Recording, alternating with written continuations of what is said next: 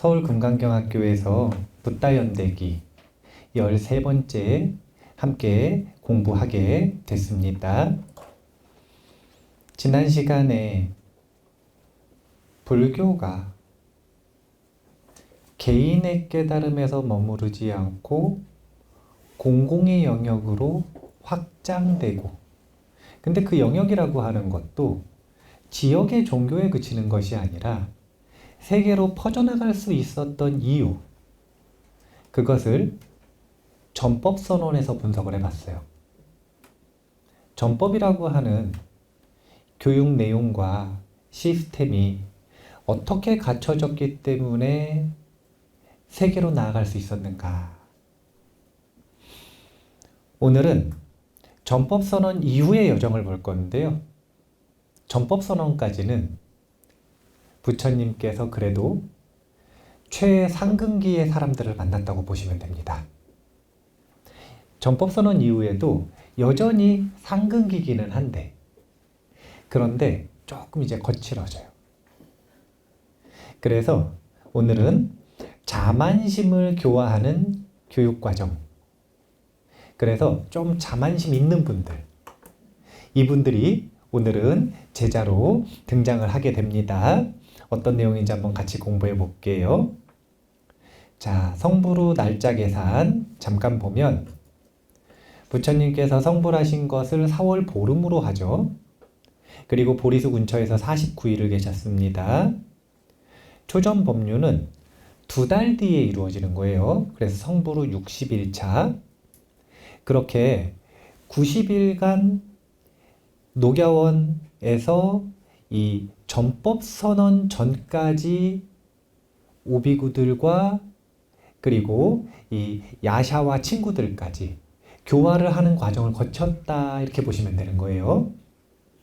그리고 나서 전법선언을 하신 다음에 부처님께서 전법선언에서 나도 우르벨라 가섭에게 가겠다, 우르벨라 지역으로 가겠다라고 말씀하셨지만 전법을 떠난 아라한들 말고 한 달 정도 아직 범부 비구들이 남아 있었거든요.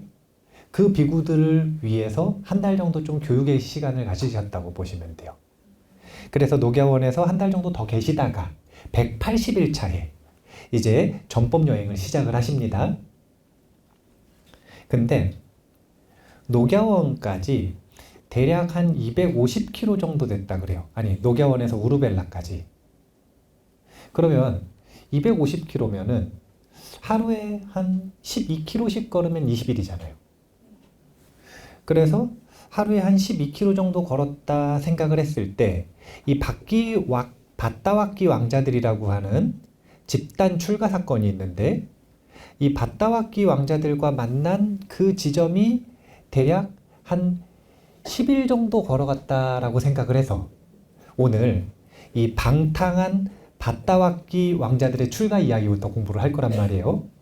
그리고 어디까지 가는 게 목적이냐면 우르벨라 가섭을 만나서 교화하는 과정까지 보는 게 목적인데, 그러면은 아마도 앞으로 이 날부터 한 100일 정도까지 더 갈 수 있을 거예요. 먼저 이 집단 출가하면은 우리나라에서는 유명한 사건이죠. 1996년 그리고 97년에 걸쳐서 서울대학교 불교 동아리에서 한 9분 정도가 함께 출가하는 사건이 있거든요. 그 중에서 가장 지금 대표적으로 활동하시는 분이 요 제타와나의 일묵스님이시죠. 근데 우리는 9명만 출가해도 그때 난리가 났어. 그런데 지금 우리 부처님의 초기 교단이 형성되는 과정이라고 하는 걸 보면 한두 명씩 유의하는 게 아니라 대부분이 다 집단 출가거든요. 오늘도 또 집단 출가를 볼 거라서 우리나라의 예를 가져왔는데 1996년이 무슨 해인가? 왜냐면은 또 있어요. 뒤로 넘어가 보세요. 1996년에 대만에서도 유명한 사건이 있는데 무슨 내용이냐면 이제 선칠이라는 게 뭐냐면은요, 선을 7일 동안 한다는 거예요. 그러니까 7일 집중수행 얘기하는 거예요. 7일 동안 집중 수행하는 프로그램, 요즘으로 말하면 템플스테이인데 대학생 템플스테이를 했어요. 선칠 템플스테이를 한 거죠. 중태선사에서. 그런데 그때 당시에 참석했던 사람들이 다 고학력자들이고 대만의 고위직 아들, 딸들인데 150명이 선칠 끝나고 나서 집단으로 출가를 한 거예요. 난리가 난 거예요.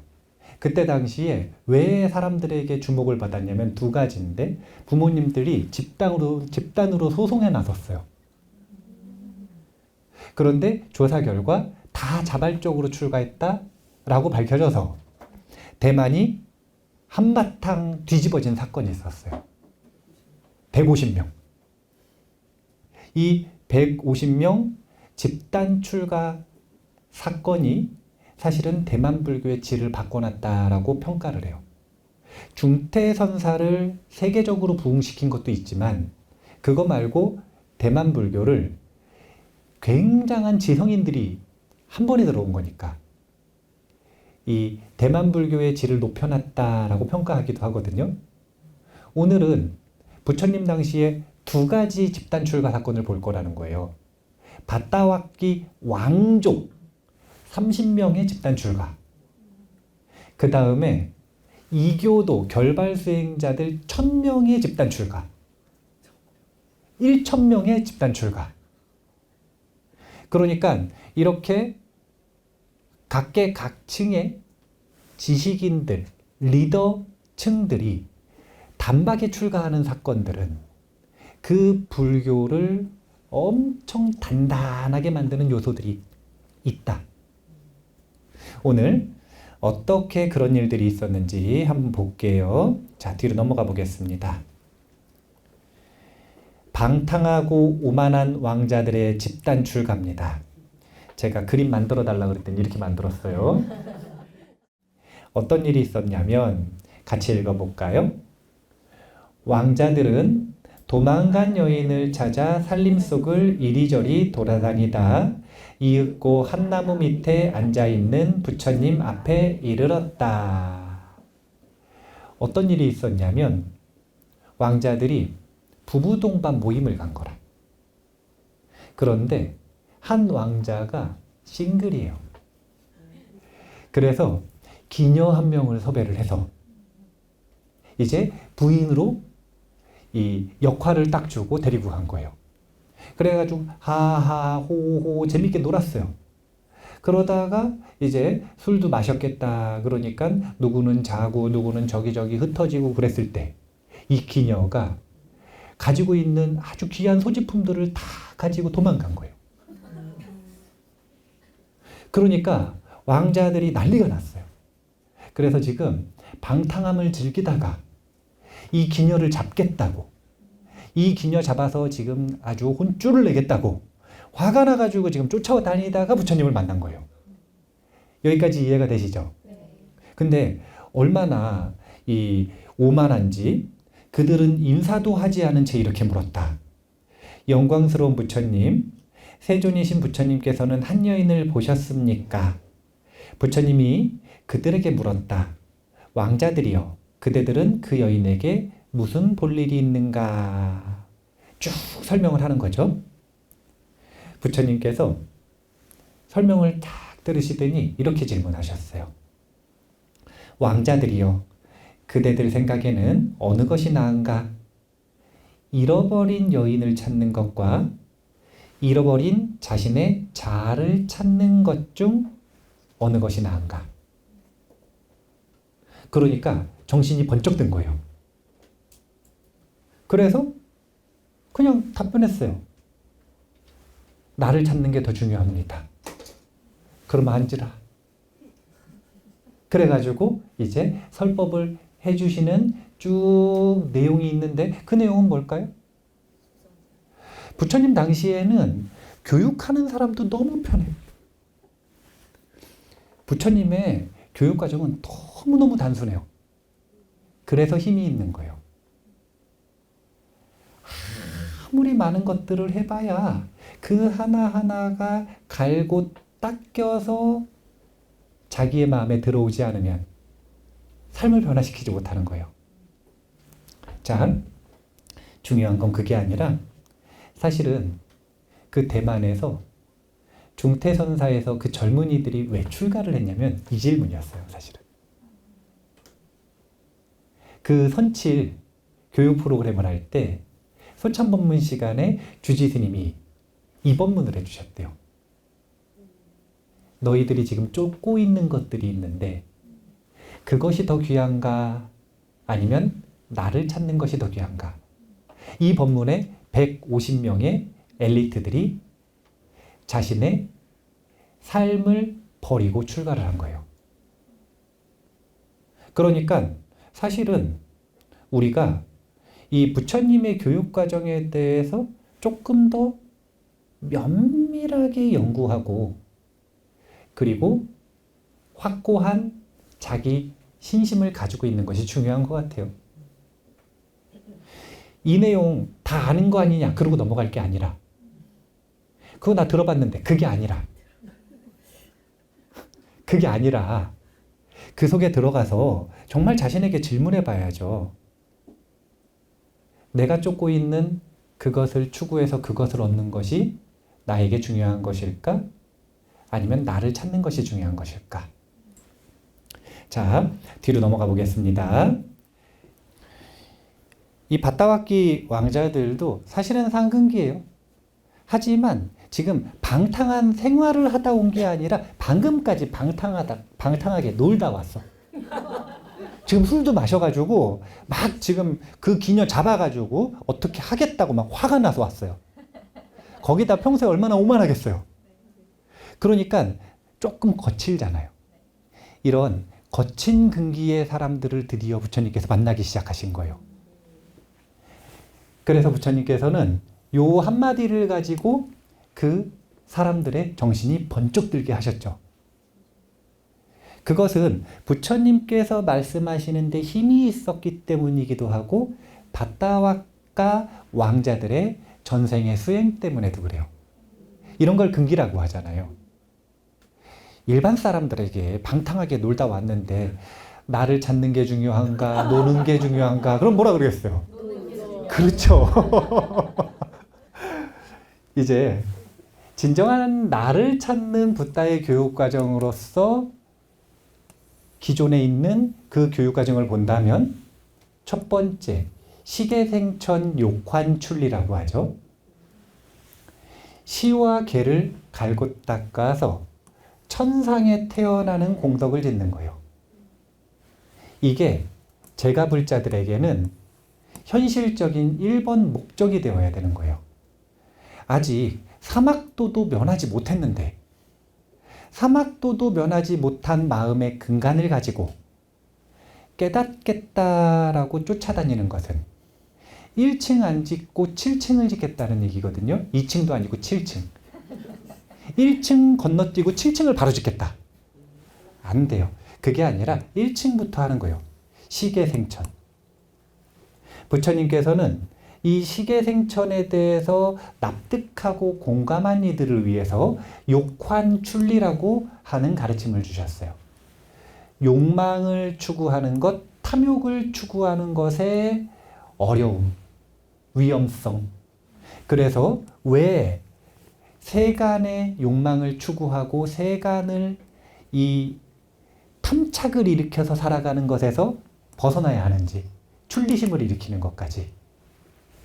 여기까지 딱 법문을 하셔야 그래야 어떻게 되는 거냐면 마음이 법다운 마음가짐이 되는 겁니다.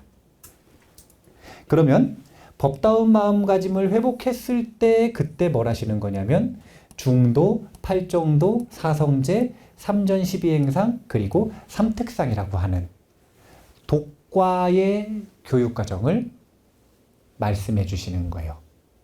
사실은 부처님께서 최상근기들을 위해서 독과를 깨치게 하시기 위해 하신 법문은 이게 전부입니다. 그리고 최상근기만의 이 법문을 가지고 깨침을 이 독과를 이루시는지 아닌지를 다양한 표본들을 대상으로 해서 실험을 해보셨어요. 그런데 부처님께서 평생 독과를 깨치게 하는데 이걸 기둥으로 삼으셨거든요. 수없는 사람들이 독과를 얻었어요. 그러면 이미 우리는 엄청 이걸 뭐라 그럴까요? 확률 높은 독과를 얻는 길을 가지고 있는 거잖아요. 아니, 독과를 얻는 길을 가지고 있는데, 그런데 수많은 사람들이 깨치고 싶다, 열반하고 싶다, 해탈하고 싶다, 윤회에서 벗어나고 싶다라고 말하잖아요. 그런데 그거는 독과를 얻는 길 아닙니까? 그런데 이 길이 그 길이라고 하는 걸 우리는 충분히 상호간에 공감하지 못하고 있어요. 왜냐하면 너무 복잡한 것에 익숙해져 있어서. 너무 단순하니까. 자, 부처님께서는 이런 순서로 제자들을 가르쳐 주셨고, 그래서 밧다왁기 왕자들이 독과를 얻었다, 이런 내용인데, 제가 앉은 다음에 내용을 좀 읽어볼게요. 부처님은 그들에게 앞서와 마찬가지의 방식을 통해 점진적으로 독과에 이르게 하는 도덕적 수행법들을 가르쳤다. 즉 실론, 계론, 생천론, 도론 및 애욕에 있는 환난에 대한 논의와 출리에 있는 공덕에 대한 논의를 순서에 맞춰 차례로 설했다. 여기 보면은 그들에게 앞서와 마찬가지의 방식을 통해, 이게 뭐냐면 차제설법의 교육과정을 그대로 설명하셨다는 거고, 그걸 자세히 뒤에서 설명하신 겁니다. 자, 그 다음에 두 번째 문단은 제가 읽어볼게요. 부처님은 그들의 마음이 굳건해지고 능동적이며 부드럽게 변한 것을 알았다. 그리고 덮개를 덮고 고무되었으며 즐거워지고 투명해진 것을 알았다. 마음가짐이 이렇게 변해야 된다는 거예요. 모든 부처님께서는 아무 때나 독과에 이르는 법을 말씀하시는 게 아니라, 마음이 이렇게 깨끗하고 청정해졌을 때, 아주 하얀 도화지가 됐을 때, 스폰지처럼 가르침을 흡수할 수 있을 때, 준비가 되었을 때, 그때 뒤에 있는 본론을 얘기하시는 겁니다. 본론의 내용은 위와 같은데요. 제가 읽어볼게요. 그리하여 부처님은 자신이 발견한 법인 사제법을 설했고, 이에 밧다왁기 왕자 30명 중 어떤 이는 예류과를, 어떤 이는 일례과를, 어떤 이는 불안과를 성취했다. 그래서 이런 교육과정이 쭉 있을 때 뒤에 있는 내용을, 그러니까 중도, 팔정도, 사성제, 삼전시비행상, 삼특상이라고 하는 이 내용을 요약할 땐 그냥 뭐라고 하시는 거냐면 사성제를 설했다, 이렇게 말씀하시는 거예요. 사성제를 설했다. 자, 그래서 그렇게 독과를 얻으셨다. 그러니까 우리가 요 집단 출가 사건들 속에서 항상 스승들은 이런 메시지를 주시는 겁니다. 나를 잃고 얻은 모든 것은 허망할 뿐이니 나를 찾으시기 바랍니다. 우리가 무엇인가를 추구하기 위해서는 나를 놓아버려야 돼요. 나를 찾은 다음에 무엇인가를 추구하기 시작하면 나를 놓아버리지 않아도 돼요. 그런데 아직 나를 몰라. 나를 발견을 못했어요. 진정한 나의 모습을 못 봤어요. 그런데 다른 것을 추구하기 시작하려면 하나의 길만 갈 수 있지 두 가지 길을 동시에 갈 수가 없잖아요. 그러니까 나를 찾는 걸 포기하고 가야 되는 거예요. 그래서 무엇을 얻더라도 항상 허망할 수밖에 없다. 왜냐하면 본질이 비어 있으니까. 그래서 이것부터 찾으라는 겁니다. 다른 걸 추구하지 말라는 게 아니에요. 착각하시면 안 돼요. 부처님 제가 불자들에게 돈 많이 벌라 그러셨어요? 많이 버세요? 네, 많이 버셔야 돼. 이따가 이 신통대결 제가 보여드릴 거거든요. 부처님께서 이 우르벨라 가섭을 굴복시키는 과정에서 신도들의 위실력으로 대결하는 것도 있거든요. 신도들이 아주 좀 힘이 있어야 돼. 재력도 있고 또 수행력도 있고, 그 다음에 또 뭐가 있어야 돼요? 그래요. 부처님께서 돈을 벌지 말라고 하신 적이 절대 없다. 나를 찾고 벌어라. 나를 찾고 명예를 추구해라. 나를 찾고 성공을 위해 노력해라. 순서를 바꾸라는 이야기를 하신 거예요. 자, 뒤로 넘어가 볼게요. 그래서 왕자들은 어떤 전생이 있었는가? 요약하면 이 그림이에요. 돼지왕과 30명의 술주정뱅이 사냥꾼들의 이야기입니다. 자타카 이야기거든요. 지금 돼지왕이 좀 후광이 비치네요. 누굴 것 같으셔요? 네, 보디사tta 부처님이십니다. 자, 어떤 내용인지 한번 볼게요. 부처님 당시에 어떤 할머니가 아주 지혜로운 돼지 2마리를 키웠어요. 그러니까 우리나라 말로 하면 마하돼지, 쫄라돼지니까 큰 돼지, 작은 돼지.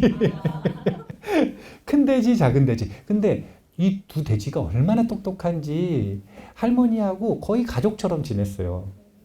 그러니까 이 할머니가 엄청 사랑했겠죠. 우리가 애완견 사랑하듯이 아마 그렇게 사랑했을 거예요. 그런데 근처에 이 사냥꾼들이 있었는데 같이 술 먹는 친구들이라. 어느 날 술을 한참 먹는데 술 먹다 보니까 안주가 모자른 거예요. 그래서 맨날 지나다니면서 눈여겨봤던 돼지가 생각이 나는 거예요. 아니요, 몰래 잡지는 않았어요. 어떻게 했냐면 할머니한테 가서 팔라고 설득을 했어요. 할머니가 절대 안 판다고.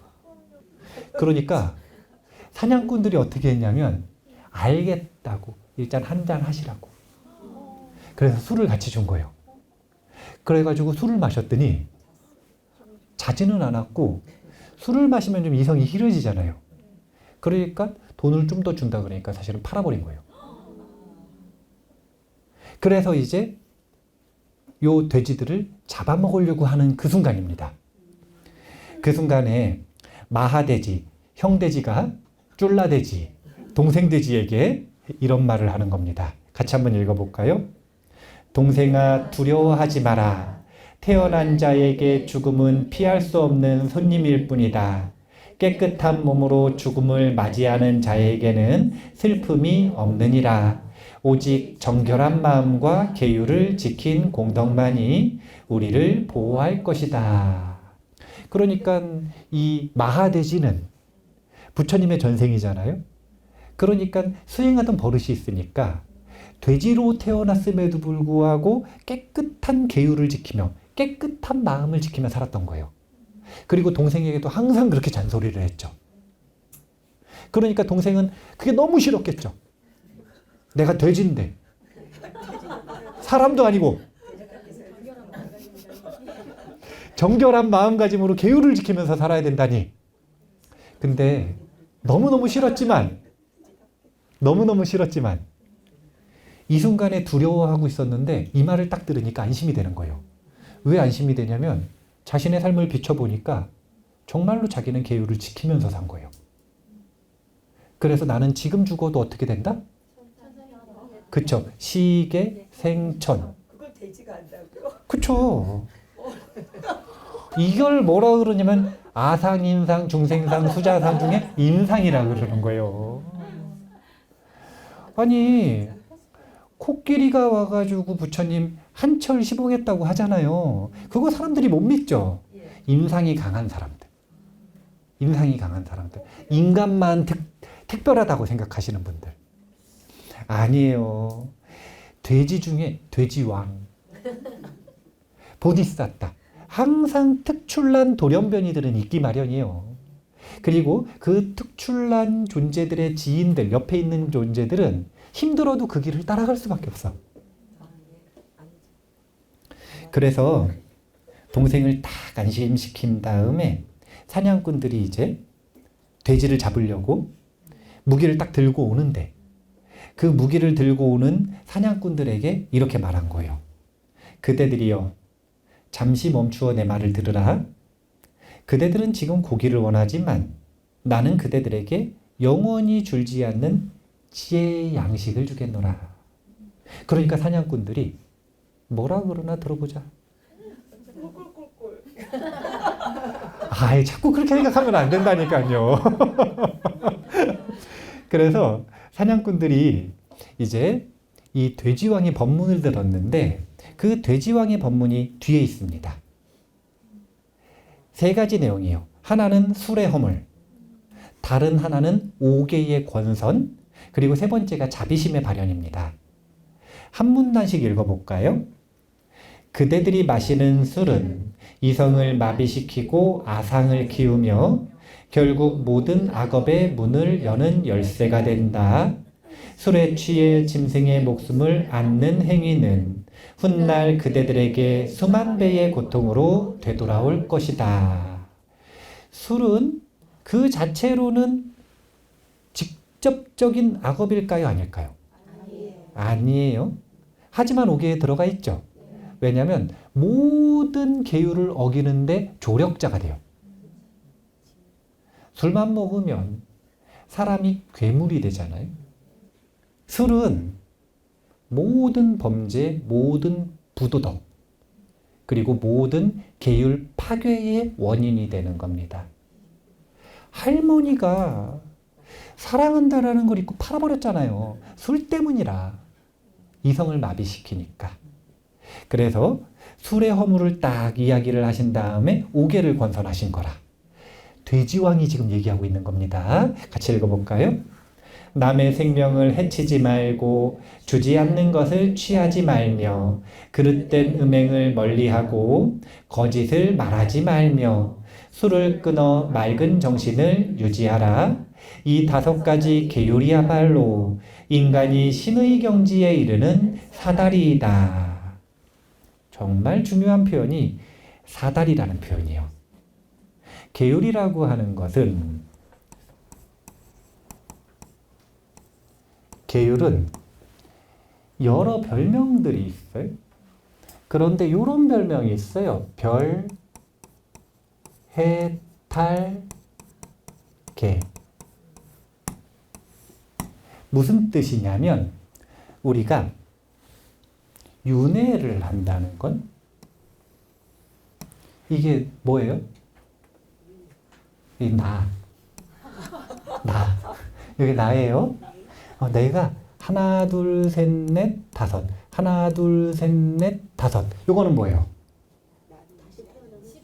10가지 족쇄. 네. 족쇄가 다 이렇게 나를 지금 묶고 있어요.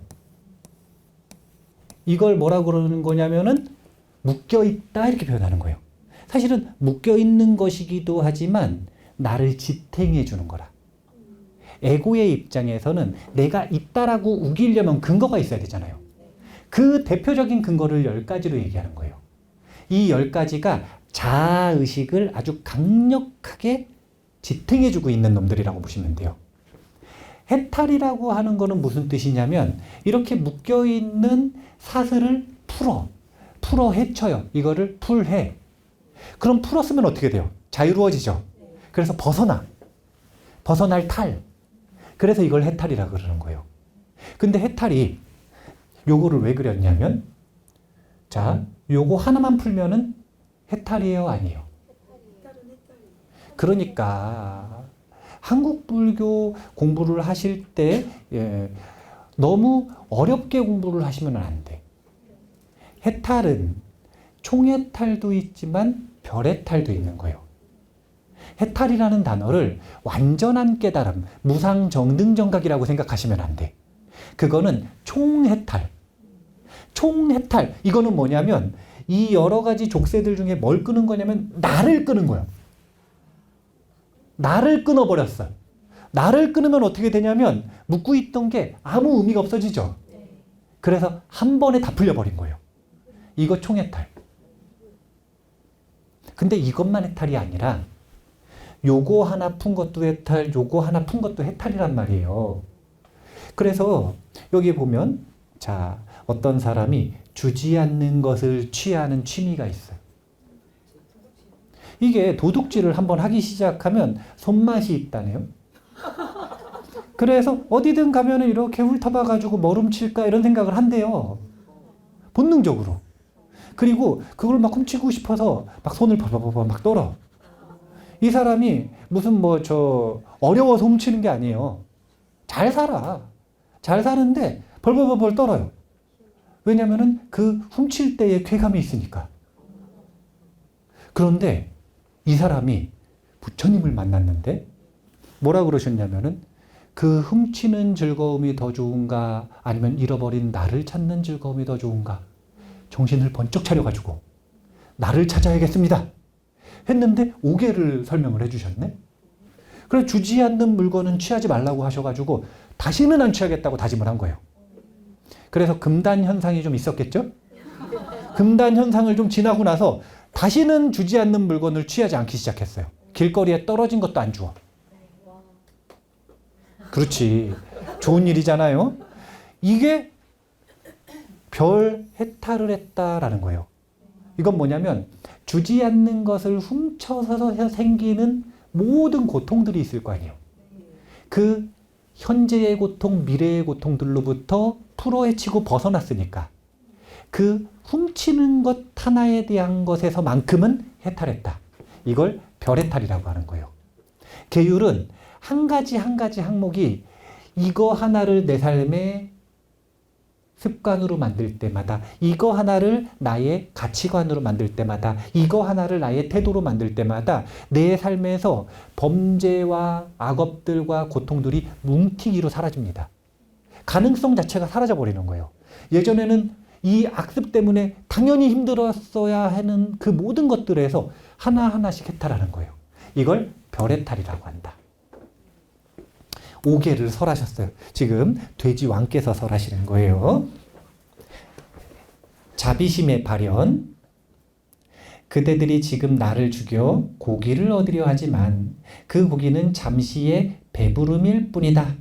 그러나 나의 가르침을 받아들여 자비를 실천한다면 영원한 평화를 얻을 것이다. 그래서 이 30명의 술주정뱅이들은 그때 정신을 번쩍 차리고 그 이후에 이 계율, 여기가 지계수복의 가르침이거든요. 앞서 이야기했었던 시계 생천의 가르침들이란 말이에요. 이것을 평생 지키면서 살고 그리고 그 이후에도 그 공덕으로 여러 부처님을 만났는데 여러 부처님 처소에서 항상 이 지계수복을 실천하면서 사셨대.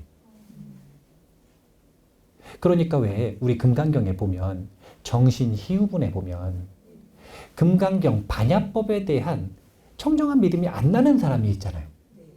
안 나는 사람은 왜 안 난다 그랬죠? 그렇죠. 지계수복을 안 한 거라 그랬잖아요. 부처님께서 알려주셨단 말이에요. 다른 사람들처럼 청정한 믿음이 나려면 어떻게 해야 되느냐. 아니 봐보셔요. 밧다왁기 왕자들에게 부처님께서 뭐 별말 하셨습니까? 뭐 별거 안 하셨잖아요. 잃어버린 물건 쫓아다니는 거. 그게 더 중요한가? 나를 찾는 게 더 중요한가? 뭐가 더 중요해요? 그런 말이 단박에 나오고 앉아서 진지하게 듣고 그리고 법다운 마음가짐으로 한 번에 부처님의 교육 과정을 깨쳐서 독과를 얻는 것. 이 정도면 상근기여 아니에요? 부러워요, 안 부러워요? 근데 그건 뭐 때문이다? 그쵸. 부처님 처소마다 지계수복을 한 공덕이다. 지계수복을 한 공덕이다. 동북아시아 불교의 유명한 논쟁 중에 하나가 그거 아닙니까? 깨닫는 건 도노냐, 점오냐. 닦는 건 도노냐, 돈수냐, 점수냐. 이 내용을 개인적으로 볼 때 가장 잘 정리하신 분은 보조국사 진울 스님이세요. 보조국사 진울 스님은 도노 돈수든 도노 점수든 점오 돈수든 점오 점수든 전부 다 그냥 도노 점수다. 이렇게 요약을 하신 거거든요. 생각을 해보세요. 누가 나랑 같이 절에 갔는데 나랑 경력도 똑같은데 갑자기 깨쳤어. 나는 지금 말투 하나 바꾸기도 힘든데. 그러면은 조금 부러워요, 안 부러워요? 부러워요. 찬탄하는 마음도 일어날 수 있어요? 대답 못하신 분들 있어요. 부럽잖아요. 근데 부러워할 게 없다는 거예요. 도노처럼 보이지만 사실은 지금 이 순간을 잘라놓고 보면 도노인데 그 전에 뭐가 있었냐면 점호와 점수의 기간이 있었다는 거예요. 무한한 윤회를 사는 동안 우리는 이미 수없는 수행을 축적했어요. 그리고 그 결과가 시야가 좁은 우리 눈에는 도노로 보일 뿐이다. 도노로 보일 뿐이다. 지계수복을 했기 때문에 집단 출가자들이 독과를 얻었다. 그러니까 집단 출가가 부러운 것도 사실이고 독과를 얻었다. 이것도 부럽지만 그것보다 뭘 봐야 되냐면 나는 지계수복을 잘했는가? 이걸 봐야 되는 거예요. 밭디왁기 장로들의 후일담입니다. 근데 아까 보셨는데 독과를 얻었는데 아라한과를 얻었다라는 말은 있었나요? 없었나요? 없었죠. 네. 재밌는 게 이 30명의 왕자들이 집단 출가해서 아라한은 또 한 명도 안 된 거라. 그래서 이 30명의 왕족 친구들이죠. 이 친구들은 또 다 같이 다녀. 그래서 수행도 여기저기 다 같이 다니는 거예요. 그러다가 이 밭다왁기 장로들이 한 번에 깨치는 그런 일이 있는데 요 밭다왁기 장로들에 대한 설법 내용이거든요. 제가 좀 읽어볼게요. 이와 같이 나는 들었다. 어느 때 세존께서는 라자가의 중림정사에 머물고 계셨다. 그때 파와 지역에서 온 30명의 비구들이 세존을 뵙기 위해 찾아왔다.